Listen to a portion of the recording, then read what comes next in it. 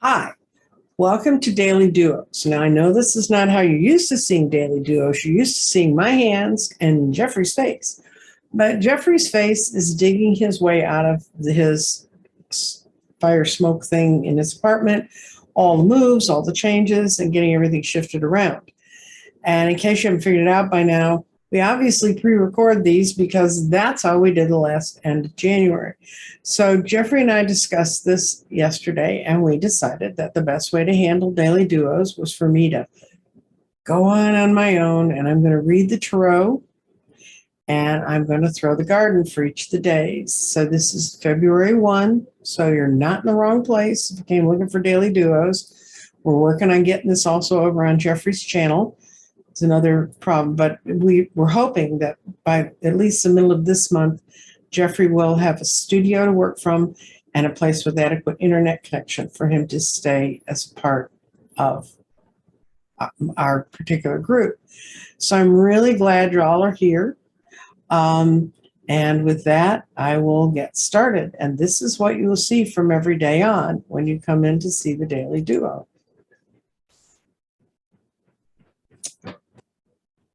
Hi, welcome to the garden. And since I'm channeling Jeffrey today, we're talking about February 1st, 2022. I'm so glad the Venus retrograde is gone. When I had the Venus retrograde, that's when I got COVID and everything else went to hell. So, and also all the stuff that happened to Jeffrey. So we're hoping to make this work, guys. Yeah, we're going to do that. So, as you know, we read on 5 elements of today's energies. And for the 1st of February, we have body. Ooh, cool. Mind. Ugh. Spirit. Grounding. And clarity. Okay. We got the Knight of Swords is in the body. And I like the Knight of Swords. He's sort of dashing around. You're going to feel really, matter of fact, I think some of the energy I got off that is it's almost as if slow it down a little bit. You don't have to be that frantic. You're going to get it all done. It'll be fine. Your mind, part of the reason why you're running around frantically is our minds are going to be a little bit scattered and a little bit like I'm at the end of this. I'm done. The Ten of Swords, it's a very final card. It says, okay, we're done with that. So that's where our mind is. Our spirit is, but we're ready to pick a sword up and go battle on. So whatever we're letting go of, we need to so that we can move forward. Our grounding is the Page of Cups. And so I think if we go into our feelings, we'll be much, much, much more capable of handling the energies of today. And what I get for the clarity card is the 8 of Pentacles, and that's the little worker bee guy. He's the master craftsman. He's the good guy. He's ready to go. And I'm going to show you, this is what the stones look like. This is body. This is mind. This is spirit. This is grounding. And this is clarity. And that's fusite, which is a really pretty, shiny, funny stone, and it's also connected to the fairies. It's also connected to us being grounded to the earth. So it's it means your body's really where your body should be. We're in our body here. Our mind, I picked that stone because it's calcite, which comes in a number of colors. It's a lovely soft stone. And I picked the orange and orange yellow because I think that reflects how I feel mental energy should work and grow. Then we have spirit, which is amethyst. What else could it be? And amethyst is the stone that a lot of people relate to because they can feel the spiritual nature of it. For my grounding stone, I have a tiny little piece of pyrite. It really looks like a little piece of fool's gold. And it may look like fool's gold, but it's not. And it's for grounding because it's a very heavy stone. And if you've been around big pieces of pyrite, even if you've been around big pieces of gold, it grounds your energy in. You feel very pulled in. It helps you figure out which direction to go in. And then clarity is sodalite, and I picked it because it's a lovely blue stone, and it also can be, parts of it are kind of purpley looking. It sort of reminds me of the crown chakra. And it sort of reminds me of where we go to get our most clear thoughts. So I'm going to try to pick these guys up without destroying the garden. And then I'm going to throw the stones into the garden. So I think from that reading, I get it's going to be a day when you're going to have to be letting something go. I think you're ready to dash on from it.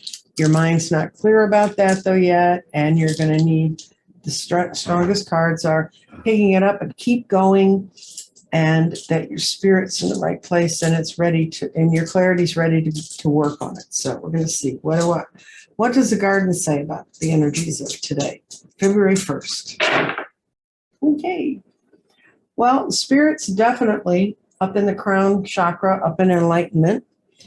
And you've got your mind is over here in the solar plexus and restate. Now that would be perfect with the mind being in an upside down place with the Ten of Swords, because it means you have to rethink. Something's not right. You need to work it out. But once you do, your energy is going to be so ready to go forward. We're going to start with the best stone on the roll, though, the crown chakra, with the spirit in it. Spirit harmonizes all of your efforts, and that's what we saw. When we get into our spiritual self, we can harmonize all our efforts and make it all work. This shows that the clarity says things are leading you, and that's what's going to make things clearer, because water as an element is where things wash off out of the garden, and so it's moving forward. The grounding is coming, that's coming from